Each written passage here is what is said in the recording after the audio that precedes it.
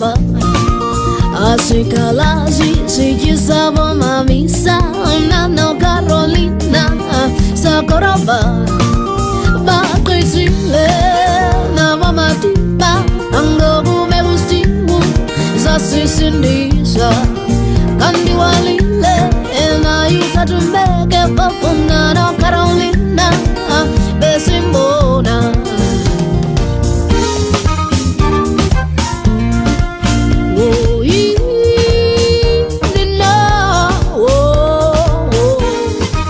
Tuesday, September the 2nd, 2025, and the time is approximately 16 minutes after 9 o'clock p.m. I am in Jacksonville, Arkansas. You all, I just wanted to share this quick clip from KARK, Channel 4 News that airs out of Little Rock, Arkansas. And it is titled, Monarch Butterfly Fall Migration.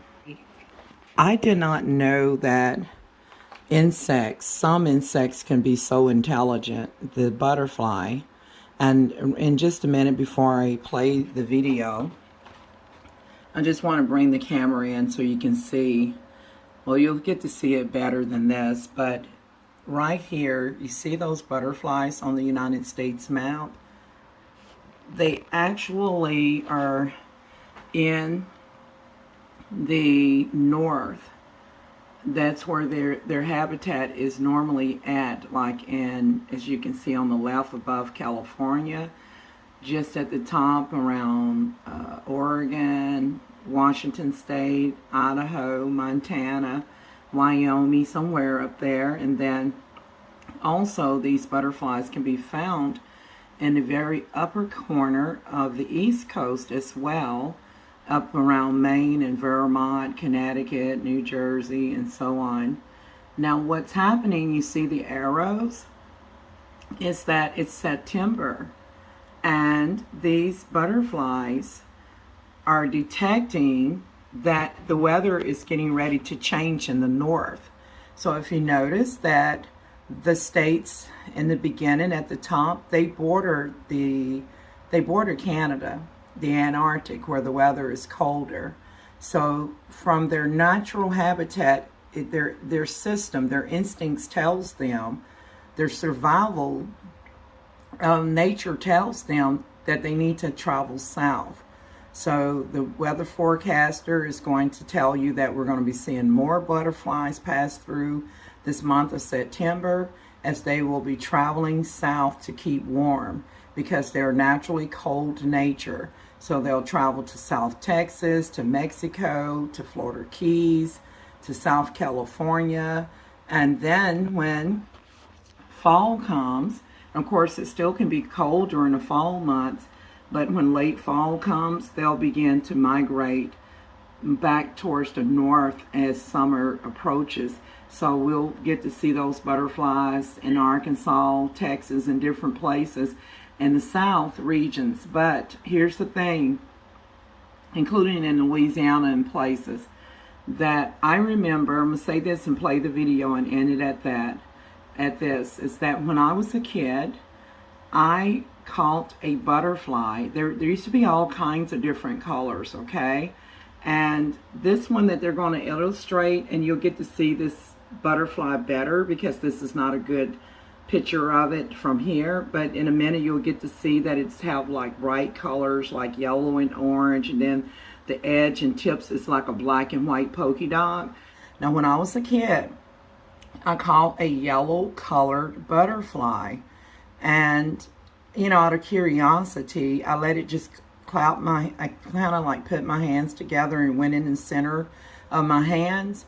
And when I touched a butterfly, of course I wouldn't dare catch a butterfly now that I'm older, but back then I was young, and so I caught the butterfly and I had it grasped in the palm of both of my hands, and I noticed that I just heard something that sounded like a snake. Anyways, I rebuke that in Jesus' name. But the yellow butterfly left a powdery color on my fingers tips, and just as I was trying to figure out why the color comes off of the bright yellow color butterfly, which had left a powdery color, like, I wouldn't call it paint, but it was more like a powder, you know, on my fingertip, and it was yellow. It came from the butterfly. So as a kid, a child, I was trying to figure out, like, why does the color come off of this butterfly? And just when I was trying to examine the butterfly further, it flew away. You know, it came out of my hand before I could examine. I was just wondering, you know, why do the colors comes off of yellow butterflies? But that's a story for another day. Let me let this clip play, and then I'll just end it with this note.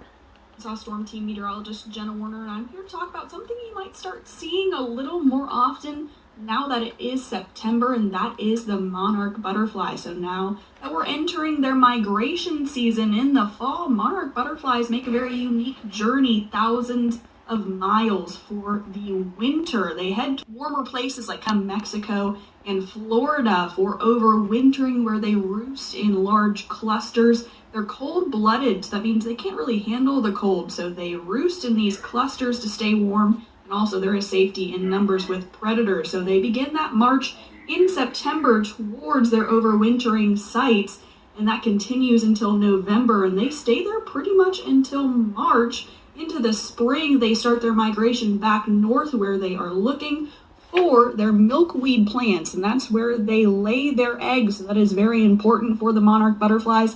There's a lot of plant species that are important for their life cycle, given how unique it is. It is the only butterfly, actually, to make a migration round trip. I thank you guys for watching, and don't forget to like, share, and subscribe. Just thought it would be interesting for those who are interested in butterflies and the different types of butterflies and how smart they are and what is the significant meaning of butterflies. Correct me if I'm wrong, aren't they a caterpillar first before they turn into a butterfly? So anyways, I'm going to include more information in the description box regarding butterflies, different types of butterflies, and if it's true that they are caterpillars, like a worm, before they turn into a butterfly. I just thought I would share this with you guys. I find this story very interesting, that these creatures could be so smart. This completes my story. Thanks for watching. Don't forget to like, share, and subscribe.